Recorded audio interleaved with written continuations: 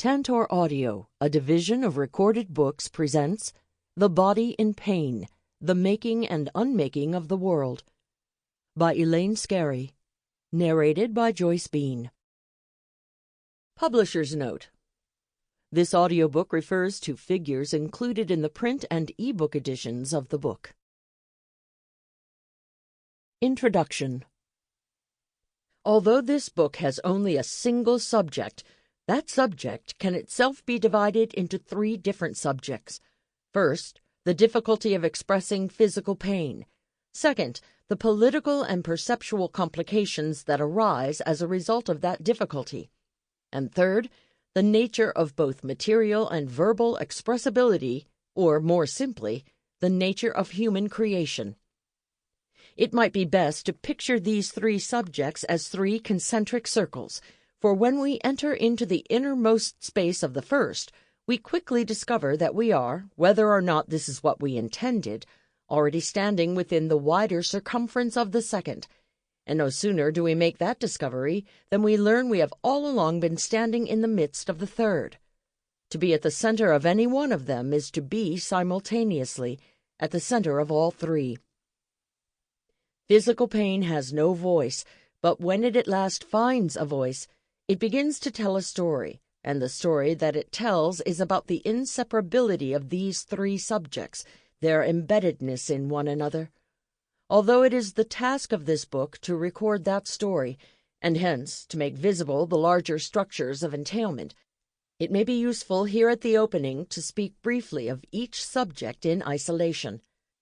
The inexpressibility of physical pain. When one hears about another person's physical pain, the events happening within the interior of that person's body may seem to have the remote character of some deep subterranean fact, belonging to an invisible geography that, however portentous, has no reality because it has not yet manifested itself on the visible surface of the earth. Or, alternatively, it may seem as distant as the interstellar events referred to by scientists who speak to us mysteriously of not yet detectable intergalactic screams, or of very different Seifert galaxies, a class of objects within which violent events of unknown nature occur from time to time. Vaguely alarming yet unreal, laden with consequence, yet evaporating before the mind because not available to sensory confirmation, unseeable classes of objects such as subterranean plates, Seifert galaxies, and the pains occurring in other people's bodies flicker before the mind, then disappear. Physical pain happens, of course, not several miles below our feet or many miles above our heads, but within the bodies of persons who inhabit the world through which we each day make our way, and who may at any moment be separated from us by only a space of several inches. The very temptation to invoke analogies to remote cosmologies, and there is a long tradition of such analogies, is itself a sign of pain's triumph, for it achieves its aversiveness in part by bringing about, even within the radius of several feet, this absolute split between one's sense of one's own reality and the reality of other persons. Thus, when one speaks about one's own physical pain and about another person's physical pain, one might almost appear to be speaking about two wholly distinct orders of events. For the person whose pain it is effortlessly grasped. That is, even with the most heroic effort it cannot not be grasped. While for the person outside the sufferer's body, what is effortless is not grasping it. It is easy to remain wholly unaware of its existence. Even with effort, one may remain in doubt about its existence or may retain the astonishing freedom of denying its existence. And finally, if with the best effort of sustained attention one successfully apprehends it, the aversiveness of the it one apprehends will only be a shadowy fraction of the actual it.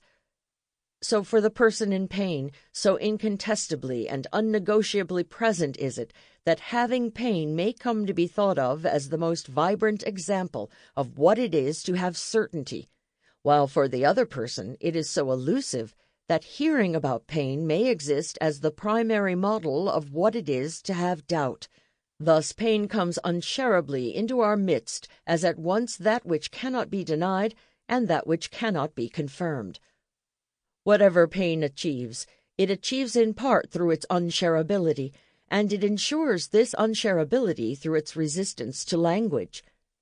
English, writes Virginia Woolf, which can express the thoughts of Hamlet and the tragedy of Lear, has no words for the shiver or the headache.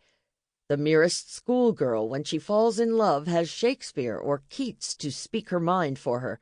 But let a sufferer try to describe a pain in his head to a doctor, and language at once runs dry. True of the headache, Woolf's account is of course more radically true of the severe and prolonged pain that may accompany cancer or burns or phantom limb or stroke, as well as of the severe and prolonged pain that may occur unaccompanied by any nameable disease. Physical pain does not simply resist language, but actively destroys it, bringing about an immediate reversion to a state anterior to language, to the sounds and cries a human being makes before language is learned.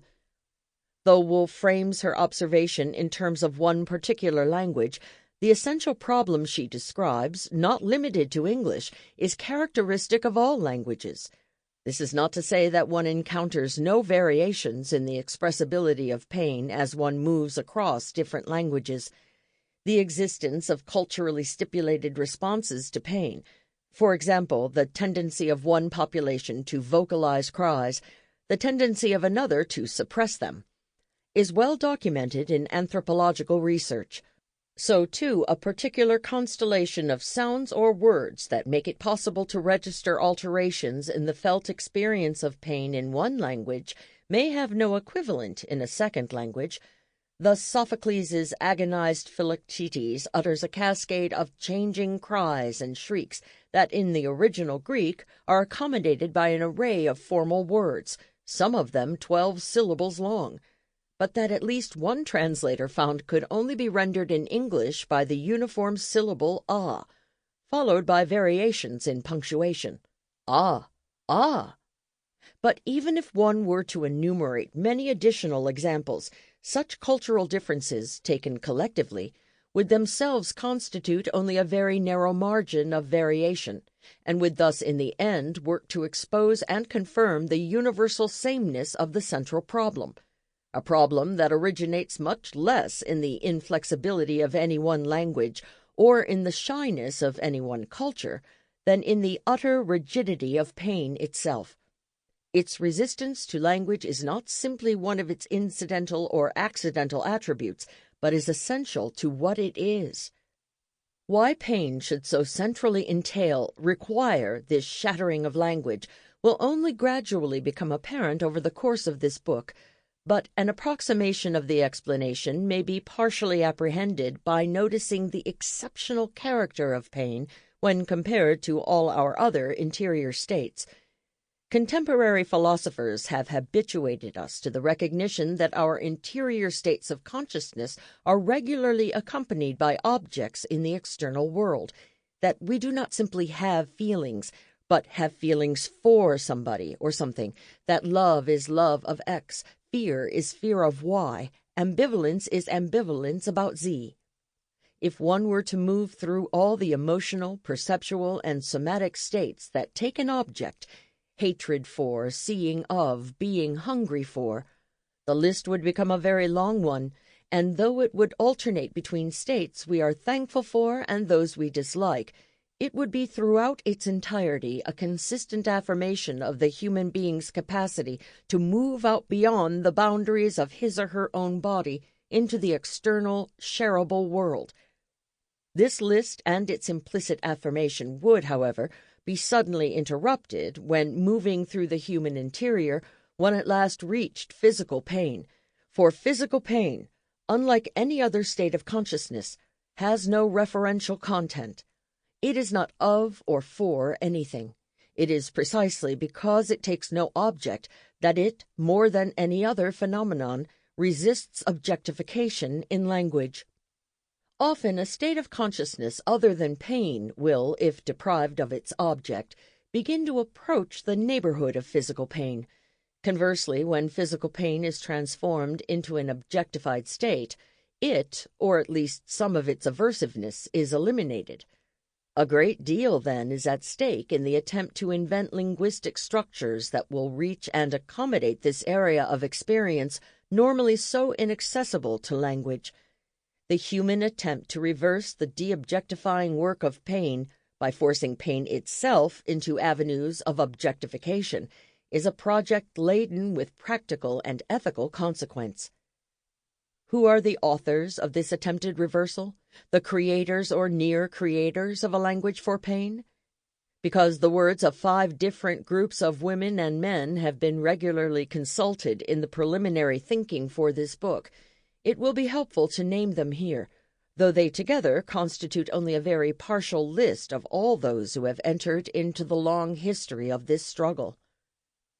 First, of course, are individuals who have themselves been in great pain, and whose words are later available, either because they themselves remember them, because a friend remembers them, or because they have been recorded and memorialized in, for example, a written case history. Though the total number of words may be meager, though they may be hurled into the air unattached to any framing sentence, something can be learned from these verbal fragments not only about pain, but about the human capacity for word-making. To witness the moment when pain causes a reversion to the pre-language of cries and groans is to witness the destruction of language. But conversely, to be present when a person moves up out of that pre-language and projects the facts of sentience into speech is almost to have been permitted to be present at the birth of language itself. Because the person in pain is ordinarily so bereft of the resources of speech, it is not surprising that the language for pain should sometimes be brought into being by those who are not themselves in pain, but who speak on behalf of those who are. Though there are very great impediments to expressing another's sentient distress, so are there also very great reasons why one might want to do so, and thus there come to be avenues by which this most radically private of experiences begins to enter the realm of public discourse. Here are 4 such avenues. Perhaps the most obvious is medicine, for the success of the physician's work will often depend on the acuity with which he or she can hear the fragmentary language of pain, coax it into clarity, and interpret it. The hesitation built into the previous sentence, perhaps the most obvious, acknowledges the fact that many people's experience of the medical community would bear out the opposite conclusion, the conclusion that physicians do not trust, hence hear the human voice, that they in effect perceive the voice of the patient as an unreliable narrator of bodily events, a voice which must be bypassed as quickly as possible so that they can get around and behind it to the physical events themselves. But if the only external sign of the felt experience of pain, for which there is no alteration in the blood count, no shadow on the X-ray, no pattern on the CAT scan, is the patient's verbal report, however itself inadequate, then to bypass the voice is to bypass the bodily event, to bypass the patient, to bypass the person in pain. Thus the reality of a patient's X-rayable cancer may be believed in, but the accompanying pain disbelieved and the pain medication underprescribed. Medical contexts, like all other contexts of human experience, provide instances of the alarming phenomenon noted earlier. To have great pain is to have certainty. To hear that another person has pain is to have doubt. The doubt of other persons, here as elsewhere, amplifies the suffering of those already in pain. Medical contexts, however, also provide many counter-instances, and though this has historically long been the case, for there have always been individual physicians whose daily work was premised on both a deep affection for the human body and a profound respect for the human voice, it has become especially true of the present era of medicine, which has begun to focus increasing attention on the nature and treatment of pain. The extent to which medical research on the physical problem of pain is simultaneously bound up with the problem of language creation is best illustrated by what may at first appear to be only a coincidence. The person who discovered what is now considered the most compelling and potentially accurate theoretical model of the physiology of pain is also the person who invented a diagnostic tool that enables patients to articulate the individual character of their pain with greater precision than was previously possible. Ronald Melzack, who has with his colleague Patrick Wall authored the widely respected and celebrated gate control theory of pain, has also with his colleague W.S. Torgerson developed the McGill Pain Questionnaire that, less well known, is itself quietly celebrated in the day-to-day world of the hospital and pain clinic. The invention of the diagnostic questionnaire was in part occasioned by Melzack's recognition that the conventional medical vocabulary, moderate pain, severe pain, described only one limited aspect of pain, its intensity, and that describing pain only in terms of this solitary dimension was equivalent to describing the complex realm of visual experience exclusively in terms of light flux. Thus, he and Torgerson, after gathering the apparently random words most often spoken by patients, began to arrange those words into coherent groups, which, by making visible the consistency interior to any one set of words, worked to bestow visibility on the characteristics of pain. When heard in isolation, any one adjective, such as throbbing pain or burning pain, may appear to convey very little precise information beyond the general fact that the speaker is in distress. But when throbbing is placed in the company of certain other commonly occurring words, flickering, quivering, pulsing, throbbing, and beating, it is clear that all five of them express, with varying degrees of intensity, a rhythmic on-off sensation, and thus it is also clear that one coherent dimension of the felt experience of pain is this temporal dimension. Similarly, when burning is placed in the context of three other words, hot pain, burning pain, scalding pain, searing pain, it is apparent that these words, though once more differing importantly in their intensity, are alike in registering the existence of a thermal dimension to pain. Again, the words pinching, pressing, gnawing, cramping, and crushing together express what Melzack and Torgerson have designated as constrictive pressure. Out of these categories, larger categories are formed, for the temporal, thermal, and constrictive groups are among those that together express the sensory content of pain, while certain other word groupings express pain's affective content, and still others its evaluative or cognitive content. Although the precise sensitivity of this diagnostic tool will only be fully determined after additional years of testing and use, it is already certain that the questionnaire enables patients to generate descriptions more easily. It has also become evident that the particular array of words chosen by the patient may help to indicate the presence or absence of a particular disease, as well as the most effective means of diminishing the pain. The choice of the three words searing, pulsing, and shooting, for example, tells the physician that the patient's pain is characterized by the thermal, temporal, and spatial dimensions.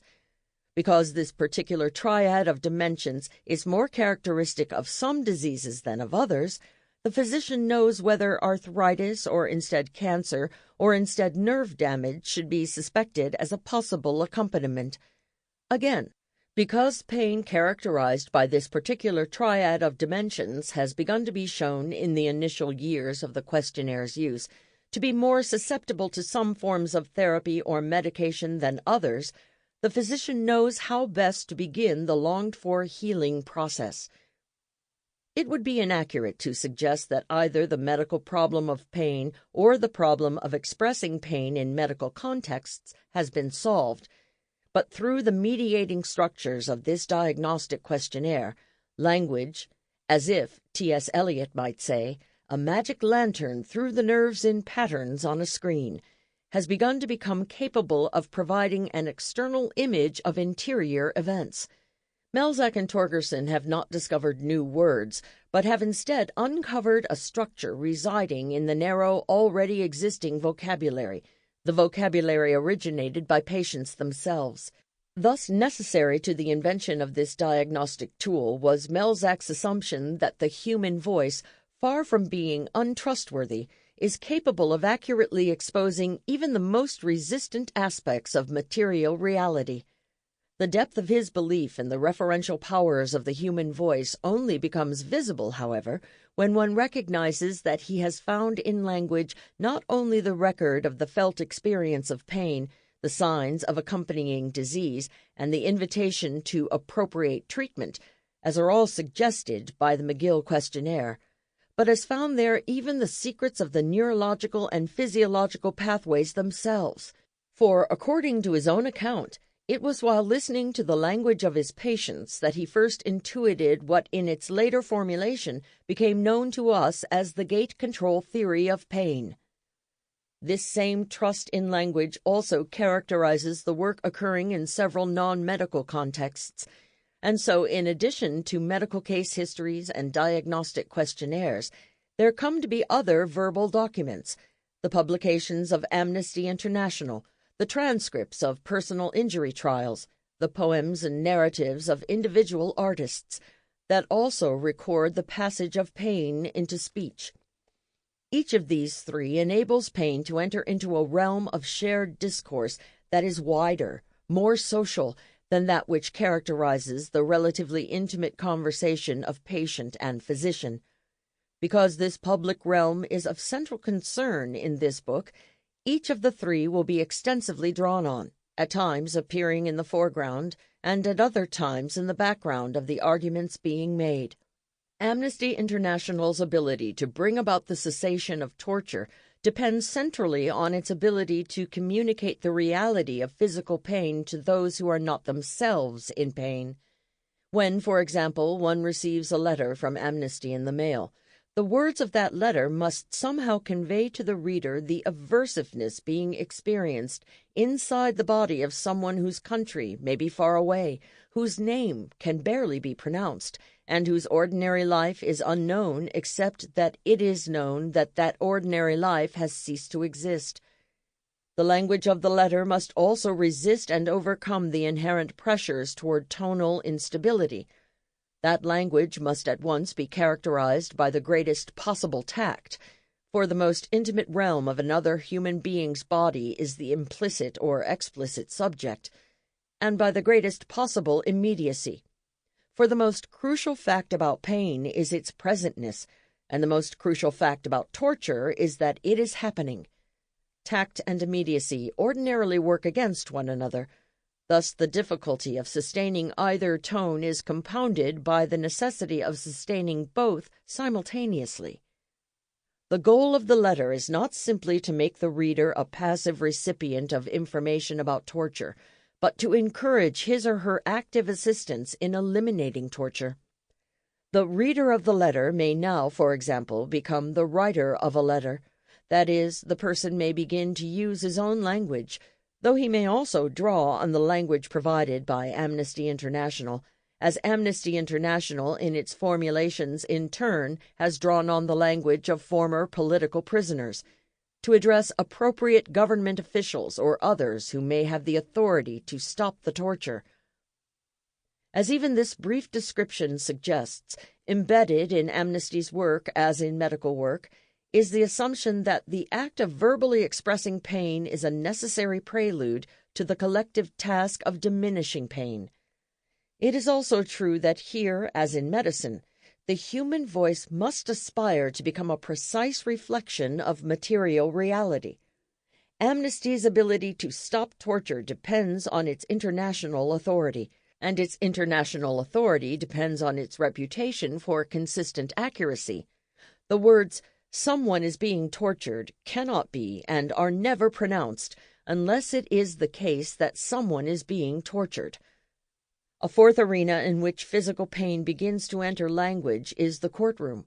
For sometimes when a person has been very seriously injured, a civil suit follows, and the concept of compensation extends not only to the visible bodily injury, but to the invisible experience of physical suffering. Viewed from a distance, such litigation may seem to lack the moral clarity of the work occurring at Amnesty International or in medical contexts. Here, for example, it is not immediately apparent in exactly what way the verbal act of expressing pain, which may result in a monetary award to the plaintiff, helps to eliminate the physical fact of the pain. Furthermore, built into the very structure of the case is a dispute about the correspondence between language and material reality. The accuracy of the descriptions of suffering given by the plaintiff's lawyer may be contested by the defendant's lawyer, though in instances involving extreme hurt, this tends not to be so. Why a civilization that invents medical institutions and international organizations like Amnesty International should also invent legal remedies for bodily suffering will eventually become clear. For the moment, it is enough simply to notice that whatever else is true, such litigation provides a situation that once again requires that the impediments to expressing pain be overcome. Under the pressure of this requirement, the lawyer, too, becomes an inventor of language, one who speaks on behalf of another person, the plaintiff, and attempts to communicate the reality of that person's physical pain to people who are not themselves in pain, the jurors. A fifth and final source is art, and thus we come full circle back to Virginia Woolf's complaint about the absence, or what should more accurately be designated the near absence, of literary representations of pain.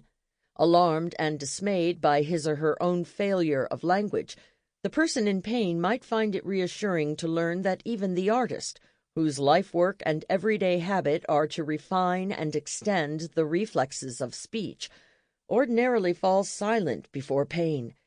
The isolated instances in which this is not so, however, provide a much more compelling, because usable, form of reassurance.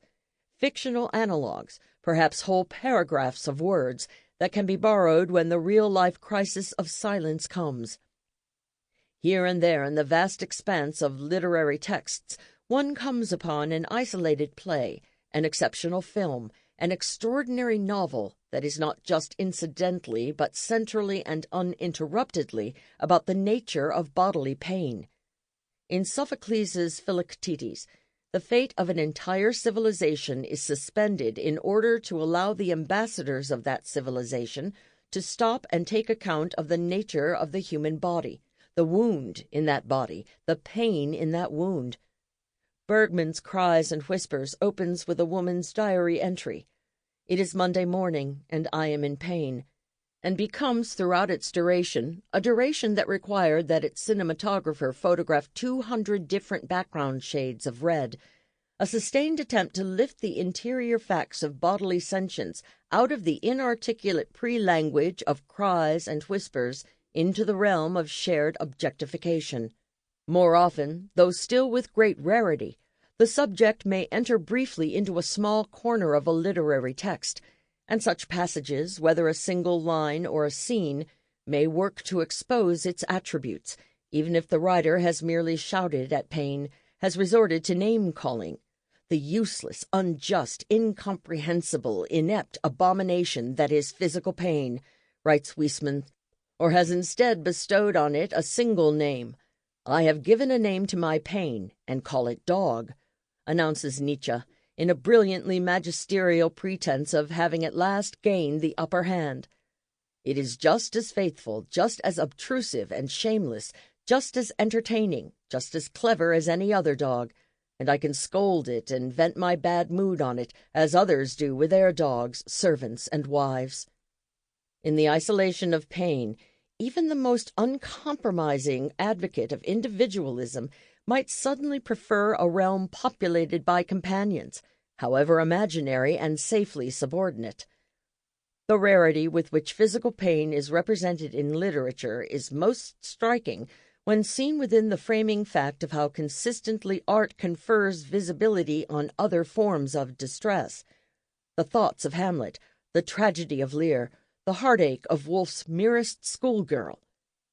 Psychological suffering, though often difficult for any one person to express, does have referential content, is susceptible to verbal objectification, and is so habitually depicted in art that, as Thomas Mann Settembrini reminds us, there is virtually no piece of literature that is not about suffering, no piece of literature that does not stand by ready to assist us. The issue of assistance is not, of course, a self-evident one. There is always the danger that a fictional character's suffering, whether physical or psychological, will divert our attention away from the living sister or uncle who can be helped by our compassion in a way that the fictional character cannot be. Sample complete. Ready to continue?